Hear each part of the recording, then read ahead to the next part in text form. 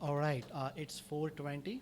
So welcome everyone to the session titled Building Multimodal Applications Using Generative AI. My name is Prashantji Boyer and I work at Applied Information Sciences. I'm local to Northern Virginia and I focus on intelligent business process automation where depending on the customer need, we use variety of the products and services, mostly in the Microsoft ecosystem.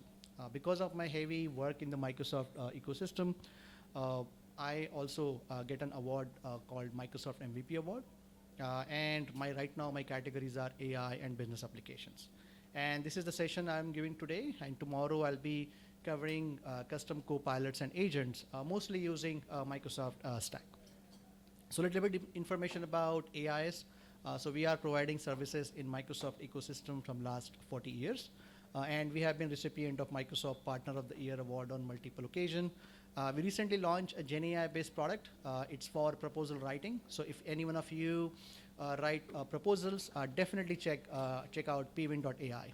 It can definitely make you, reduce at least 80% of the time before you write your a first draft. And AIS is growing. We have lots and lots of open positions. So if you or anyone in your network is looking for a change, just check us out on ais.com/careers. All right, so what we are going to cover in the next 40 minutes is what are multimodal application and how you can create those, mostly using the services that are there or the models that are there in the OpenAI. And most of the models that are from OpenAI are also available to us as part of Azure OpenAI services. So we'll be covering those and uh, I'll have some demos, key takeaways, and Q&A. Even though I mentioned Q&A towards the end, feel free to ask questions at any time. Okay. So let's begin with an audience poll. How many of you are IT pros here? Okay. How many of you are developers? Okay. How many of you are power users? Okay, I have. Okay. How many of you work for government? Okay, that's good. And I know pretty much everyone has used this, but I still would like to ask this question. How many of you have used AI-powered chatbots like ChatGPT or Google Gemini? Okay, that's good. So I always have this slide, no matter which technology or which particular service I'm covering, it doesn't matter what tool or technology you're using. What really matters is what kind of problem are you trying to solve. So right now in this session, we'll be talking about like building multimodal application. But at the end of the day, what your user or end user cares about is no matter how fancy models or no matter how fancy infrastructure you have used, what is the basic problem that this app is trying to solve and how this app is going to help me. So most of you already know what generative AI is. It's a form of AI that basically learns the digital representation and help you to generate a new set of content. And that new set of content can be in the form of text, videos, or images. And most of the latest generative AI models are multimodal. That means it can take different forms. And that's what we're going to focus on. Most of you, when you use ChatGPT, especially the free version of ChatGPT, you may have seen or interacted with large language model in the form of text only. But now we can do much more. We can also interact with images. And you can also create applications which can use your audio real time, and we can have our own kind of mini version of us, answering a lot of questions and also doing a lot of tasks for us. Now, when it comes to AI, as a practitioner, you can definitely use AI to increase your own own productivity. But as a consultant, you can also use AI to basically help your customer implement AI and in turn increase their organization's productivity. Now, some of the stats from Gartner I would like to highlight here. So they are predicting that by next year, the total amount of data that is going to be generated by generative AI is almost going to be 10% of all the data that is there on the internet. And that's a huge amount of data they're talking about, because internet is out there from almost 1980s. And what they're saying is in just 1 year, we'll be having like 10% of that data which is generated by generative AI. Another key stat, especially if you are working for an enterprise or government agency, is they are predicting that by 2026, 80% of the enterprise will have used generative AI in the form of APIs or in the form of tools.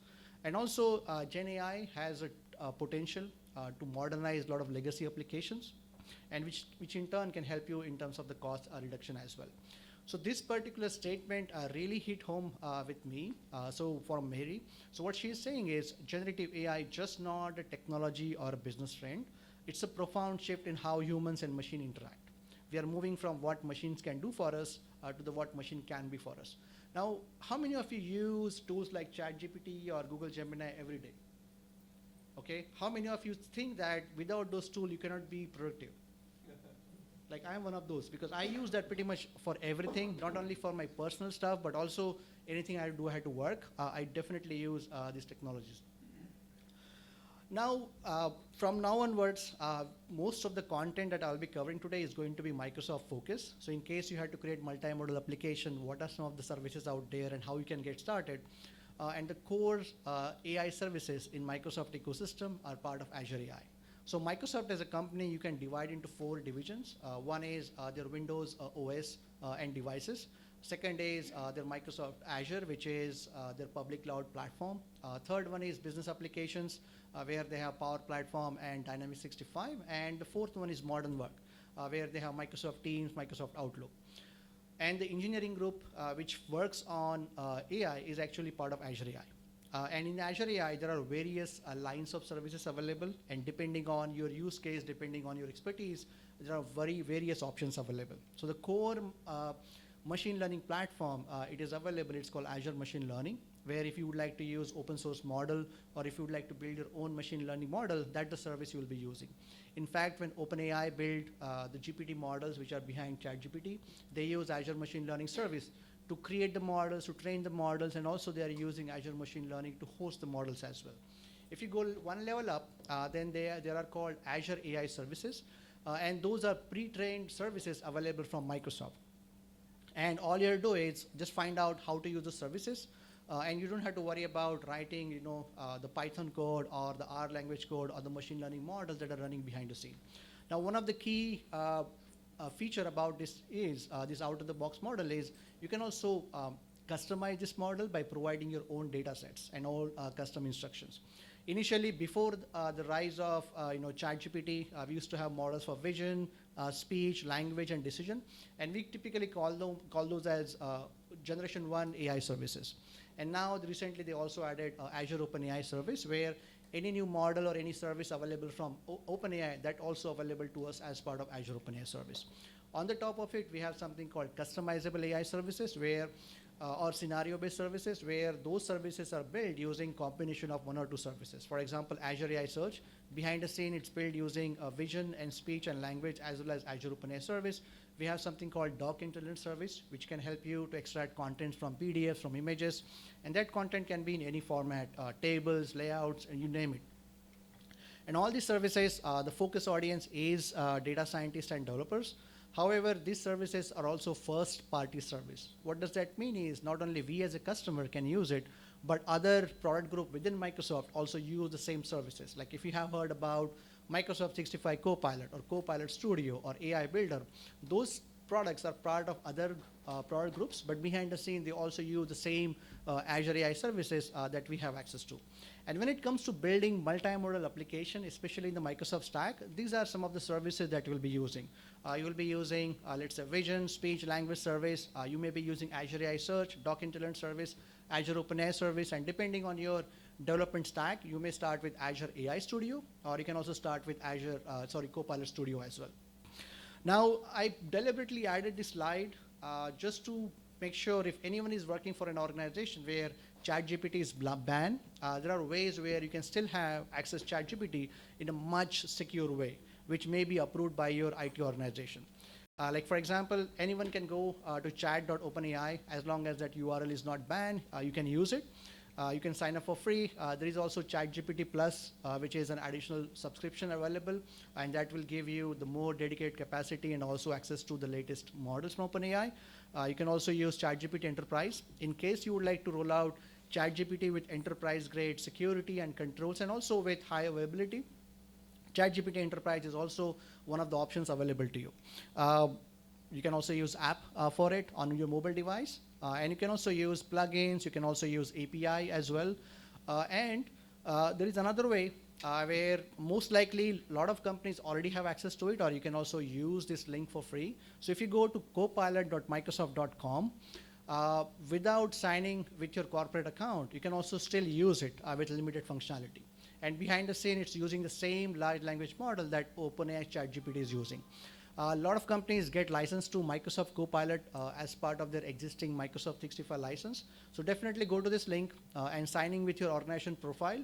And if your organization is using this service, then you are basically having access to that service with your organization's own security and other guardrails available. One of the key advantage of using Microsoft Copilot as part of your Microsoft 365 subscription is any interaction you have with that is all going to be private. Nobody else except you will have access to it. Not even Microsoft or OpenAI will have access to those kind of conversation that you'll be having there. Another way you can do it, you can also deploy your own version of ChatGPT using some Azure services, but for that you need an Azure subscription. And using that Azure subscription, you'll be creating an Azure OpenAI services, deploying the model that you would like to use, and based on that model, then you can have your own version of ChatGPT over there as well. Now, when it comes to Azure OpenAI services, so Microsoft and OpenAI has a partnership, and as part of that partnership, any model is available from OpenAI. The same model with the same functionality is also available as part of the Azure as well. Okay. For example, the latest GPT-4o model or the DALL-E or Whisper, all the models from OpenAI are also available with the same functionality on the Azure side as well. And if you are using with Azure, because if you look at ChatGPT, at the end of the day, it's a custom application. Yes, it's using large language model, but you still need to build an application. It's a web-based application or a chat-based application, and someone has to write the front-end code. Someone has to write, add the support for the databases.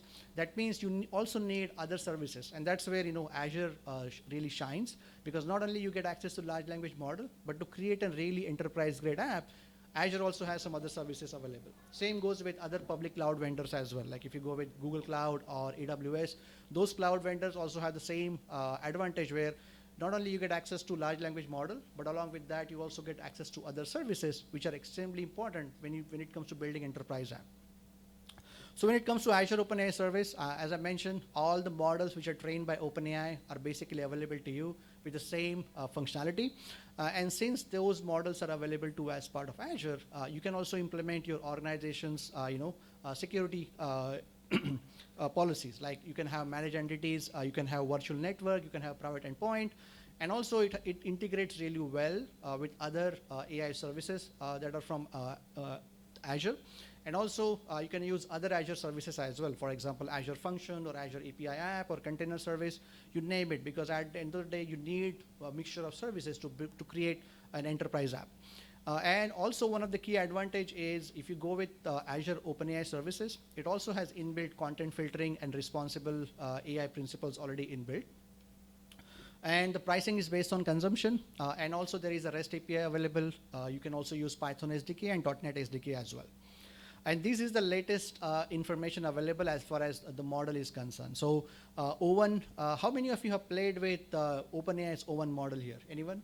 Okay. It is, it's in Azure now, but it's under private preview. That means you have to submit for application with Microsoft and prove out why you need access. And the real reason is it is very resource intensive and there is not much compute available. That's the reason now, like you have to submit the application and prove out why you need access. But O1 is basically built for creating agents. It's not really good for having a conversation because the response time it takes is quite large. If you're looking for conversational type of application, then GPT-4o or GPT-4o audio is much better. And there's also earlier version of the models available. Now, one thing you have to do is you have to extremely closely pay attention to, depending on which version of model you're using, you have to pay attention which region that model is available. Especially the new version of the models may not be available in all the regions where Azure is available. Now that brings up to the question, if I'm accessing this large language model from OpenAI, and those are available to me as part of Azure OpenAI service. Now we are talking about two companies in the mix. We have OpenAI and we have Azure or Microsoft. are they going to use my data to train this foundational model? So there is a clear guidance available from Microsoft. You can check it out on Microsoft Learn as well. So any data that will be interacting, you'll be using along with this large language model, nobody will have access to it except you, and nobody will use it to train the foundational model, not Microsoft or not even OpenAI as well. Okay. Now, with that in mind, now let's say you would like to use large language model and you would like to create application. First thing you have to find out is how this large language model can help me, or how you can visualize, or what are some of the scenarios where this large language model are going to be extremely beneficial to you. Okay. Now, this is how, especially if you're totally new to this is how this large language model, especially the model of the family GPT, got built. So what OpenAI did is they scanned the entire internet. So any information that is available publicly, whether it's a code-based books, Wikipedia entries, or blog posts, knowledge articles, everything. They scan the entire internet and they build something called a transformer model. Okay, and that transformer model is really good in terms of adaptation. It can follow instructions, it can brainstorm ideas, it can wordsmith, it can summarize the content, it can extract the content, answer questions. It helps to classify the content, translation, code generation, and you name it. So there are various things you can do with large language model. And since the large language models are trained on publicly available data set, they're also really good in terms of role playing. Like for example, if your agency or if your organization is working in finance domain or in healthcare domain, you can specify those personas and you'll be amazed like how good this model is in terms of following that persona and also following some instructions you are giving along with that. However, the best analogy I got in terms of how you can start thinking about using this model in terms of your application is start treating this model as a really bright intern. So if you have access to large language model, then treat those large language model as an army of bright interns. And those interns can perform really, really complicated tasks for you. Now, all you have to do is give instructions. Now, if you have worked with the interns in the past, you will notice that the interns will not have information about your organization's policies or procedure. You have to explicitly teach them, especially when they join new. And interns may be brilliant, but a lot of times they may do mistakes. That's why it's very, very important you always evaluate the work of an intern before you put that into production. That's why if you keep these two principles in mind, like treating this large language model as a really bright intern and also having human in the loop, a lot of things become easy when it comes to visualizing or thinking about what are some of the use cases where my agency or my organization can use this large language model. Now, when it comes to using this large language model, at the end of the day, it all comes down to how good of instructions, or we call it as a prompt, you write. And this is one of the example here, and this example is for the large language model from OpenAI, where in OpenAI world, we have two things. One is the system prompt, and second is the user prompt. System prompt is the one you set, and then these are like the high-level instructions you are giving to the large language model, and the user prompt is something that user will be providing. And finally, the large language model will respond to that as part of assistant. So this is just one example, but there are various techniques you can use to get the maximum out of the large language model. Now with that, I'm just going to give you a demo of the Azure AI Studio in case you're interested in using the models from OpenAI, and also you would like to create multimodal application, how you can do it. So while I'm doing this, if anyone has any questions or comment, just let me know. So what I have done here is I have created something called an Azure OpenAI service in Azure. So if I go here, all I have to do is go to Azure portal. I'm just going to start in the beginning and create resource. And just do Azure OpenAI, okay? And if you have right kind of access and permission, you will be seeing this, and this is from Microsoft here. And then go ahead and create. And then you have to specify the subscription, you have to specify, let's say, the resource group and the region. So pay close attention to the region because depending on which version of the model you're trying to use, some of the models may not be available in all the regions. So definitely pay close attention to which region you're using. And then you have to give it a name. Let's call it as Azure Workshop 2024, something like that, and then pricing tier. So right now there is only one pricing tier available, which is pay as you go.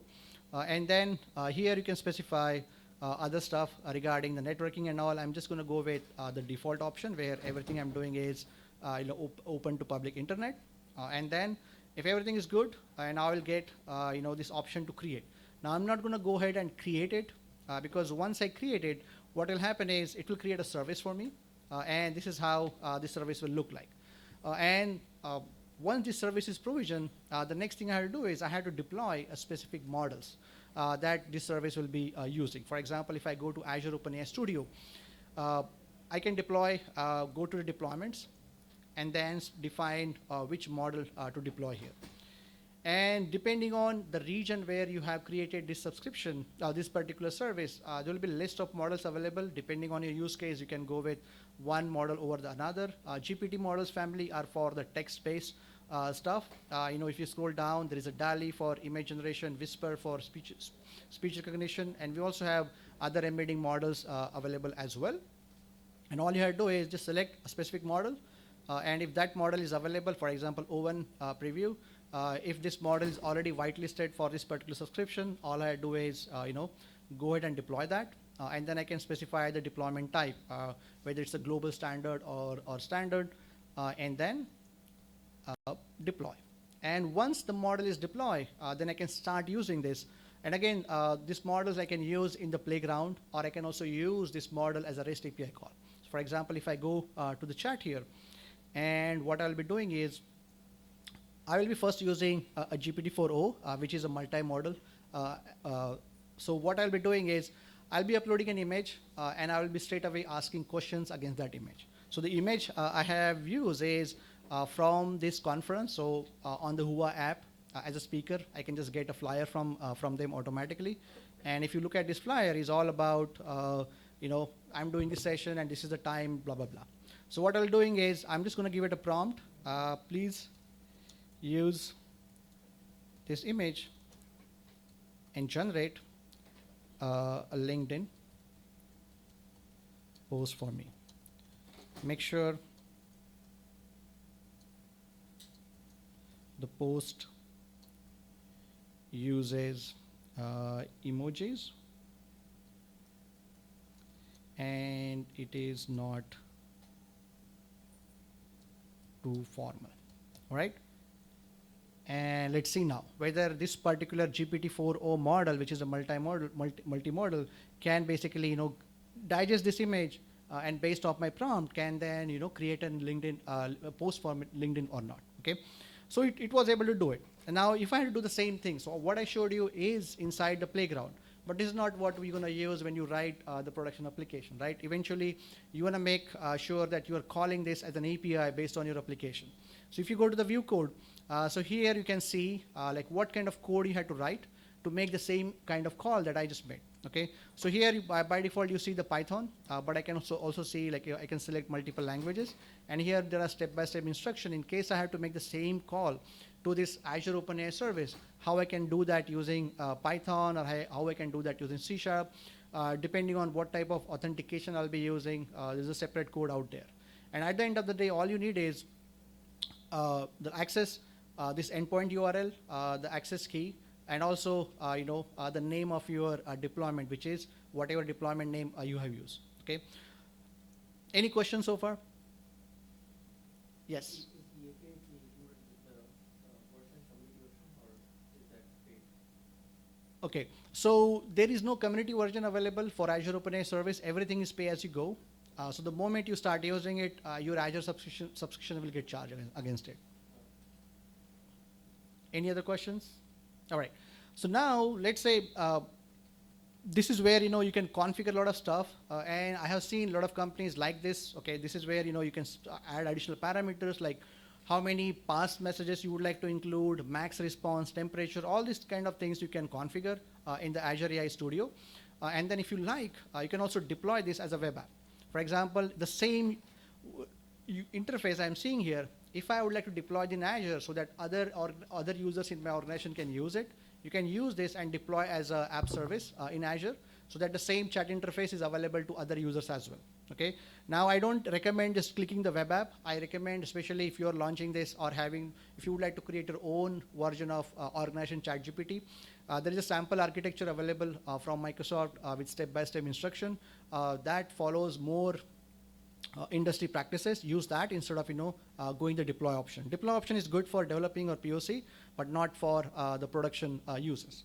Here you can also see the prompt samples. In case you're totally new to the Azure OpenAI service, how you can try out different prompts. There is also something else available. It's called Azure AI Studio. So if I go to Azure, ai.azure.com, here there is a separate studio available where you can use models not only from OpenAI, but you can also use models from other vendors as well, as long as those models are available in Azure. So once I sign in, if I go to the model catalog, you'll see that in Azure, there are like almost 1,795 models available. So most of the models, like on the top, you'll see from OpenAI and Microsoft, but you can also use model from Facebook. You can also use model from Mistral. There are other models are also available. So it doesn't matter. You don't have to stick with, let's say, the model from OpenAI only. So here, using Azure AI Studio, you can use any model of your choice, and you can build your custom Copilot over there. Now, when it comes to using the large language model, two things you'll be doing. You will be doing chat on your own data, or you will be creating custom Copilots or agents. Now, when you do that, there are other things that you have to do. As I mentioned, the large language models are trained on the publicly available data set. Now, if you would like to teach that large language model a new skill, which is not available on, let's say, internet, then you can do that via two ways. You can fine tune the model, which is extremely expensive, or you can also use something called RAG pattern. RAG pattern is very, very popular or very, very common in most of the organizations and most of the agencies. And what exactly happened with the RAG pattern is, you basically, when a user asks a question or send a prompt to the large language model, you search for that information inside your own organization documents, okay? And whatever the information from your own organization documents come, along with the user question, you send that to the large language model. And finally, then large language model will give you the response back. And when it happens, think of this as when a new intern joins. Let's say and that intern is, you're using that intern to write code, custom code. And that intern knows how to write Python or C#, but that intern doesn't know what kind of coding practices your organization follows. So you basically giving instruction, hey, write this piece of C# code or Python code, but along with that, please follow this coding practices that my organization follows. And then finally, that output you will see will be a piece of C# code or Python code along with the coding practices that your organization uses. So this is how the RAG pattern works. And when it comes to implementing RAG pattern, there are a lot of things you have to do. You have to basically make sure you bring the best quality of your data there, and also your data has to be properly prepared. There are a lot of things goes. You have to basically chunk the data, and it is recommended that you store that data in the vector database. And also, along with that, you also use some kind of search service over there.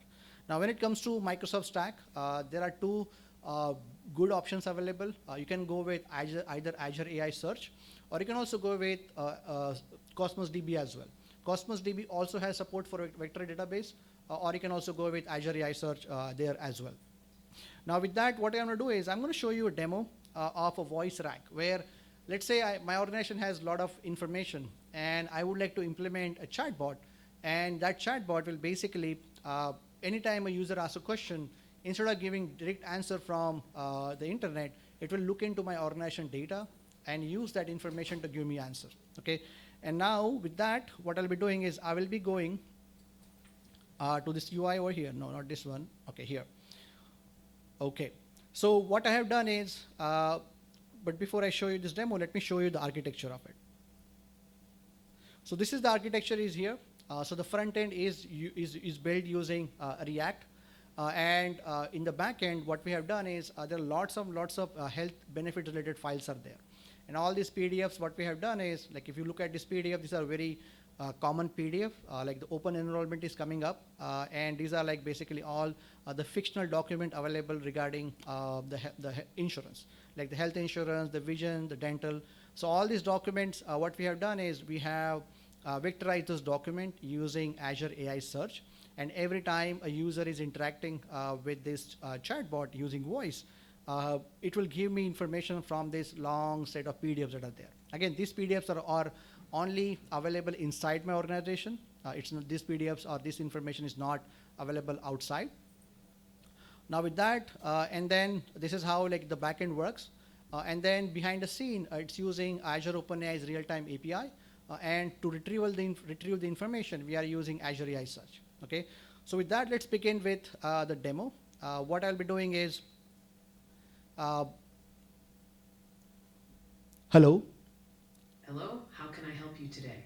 Can you give me a summary of the health benefits? Northwind Health Plus is a comprehensive plan providing coverage for medical, vision, dental services, prescription drugs, mental health and substance abuse, preventive care, and emergency services. 207D402A02 coreaw.com/com Northwind Health Plus. Okay, thank you. You're welcome.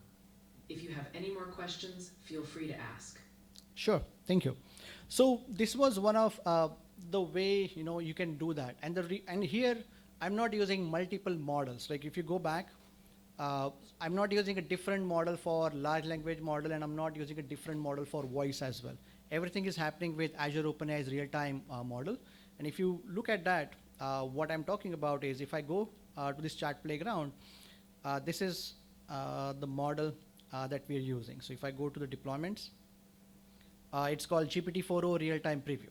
Okay, so this model has support for that, where you can specify the different personas as well. For example, if I go to the playground and if I use this particular model, these are different voices available. Okay, Alloy, Echo, and Shimmer.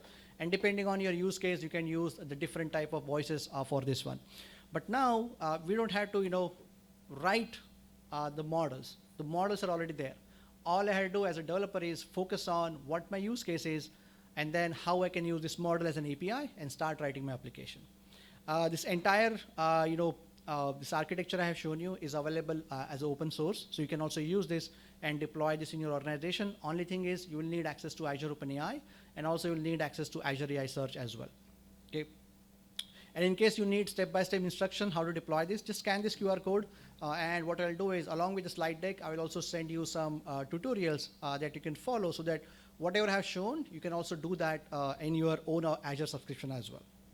And again, this is just the example of Azure subscription, but similar thing you can do with in AWS or with open source model or in Google Cloud as well. Only thing is the large language model that you're using or the service you're using for VectorDB will be different in that case.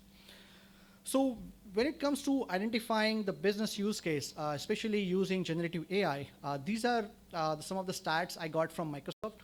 What they have mentioned is they did the extensive survey, and what they found is if any organization is using AI in their business application, they have seen that there is a 150% increase in the work output. And when it comes to using especially generative AI, like I'm working with my customers since last 1.5 years, and the most common use case I have seen is creating custom co-pilots for in-house business processes, and also getting ChatGPT-like functionality or generative answers on your own organization data. These are the two most common use cases I have seen across the industry, and there are lots and lots of samples available now, depending on your preferred vendor. And when it comes to rolling out any application using generative AI, it's very, very important that you first validate what's the use case, what are some of the underlying risks, and how you can make sure you are mitigating those risks. And a lot of organizations, especially big organizations and government agencies, they are forming something called a Center of Excellence or COE committee, and whose job is to basically find out what's the use case, what is going to be like bringing onto the table, what are inherent risks, and how we can mitigate those risks. And identifying the right use case is very, very important. And also the way to measure ROI is extremely important as well, because these GenAI services are extremely costly. Okay, these are not cheap. So when it comes to, if you have to build an application and if you start putting up the numbers, whether you go with Azure, AWS, or GCP, it doesn't matter. If you start putting the numbers, you'll be surprised like how big of a bill you're looking for. And that's why it's very, very important. First, you identify a right use case, and also you identify the way to measure the return on investment as well. And when it comes to implementing AI, make sure you follow the responsible principles, and also you always have human in the loop. The kind of AI services we have right now, those are not really good to do automation without any human intervention behind the scene. That's why a lot of products which are coming, especially from in the Microsoft stack, they use the word as a co-pilot. What does a co-pilot mean? Co-pilot means a human is always in charge. Okay. And these are some of the responsible AI principles that you should be following. In case you would like to get your hand dirty with Azure, and if you don't have your own Azure playground, these are some of the recommended ways where you can get your own Azure subscription. My favorite is if you have access to MSDN, just go to MSDN portal and see whether your subscription qualifies for you to get any free credits from Microsoft. So for example, enterprise subscription gives you $150. If you have a standard subscription, you get $50. And one of the advantage of this is you don't have to use credit card. You will get an Azure subscription for free with some predefined dollar amount, and you can use that as a personal playground. Another way is sign up for the trial. When you sign up for the trial, you get some free credits, but you also have to use your credit card as well. And there is another program available for students. It's called Azure for Students, where you don't need a credit card. All you need is a valid .edu account, and you can go to this link and find out whether the edu account that you have qualifies for that program or not. That's another way, having your own personal Azure subscription. So with that, we come to an end. I have a session tomorrow, mostly on building custom co-pilots and agents. And again, we'll be talking about how using tools in the Microsoft stack you can do that. And again, if you would like to have a slide deck and also the step-by-step instruction on some of the demos I showed, this is the QR code you can scan. And these are my contact details. The best way to reach out to me is via a LinkedIn. I also have my YouTube channel, and this email address is also there as well. With that, we come to an end. Please let me know if you have any questions or comments.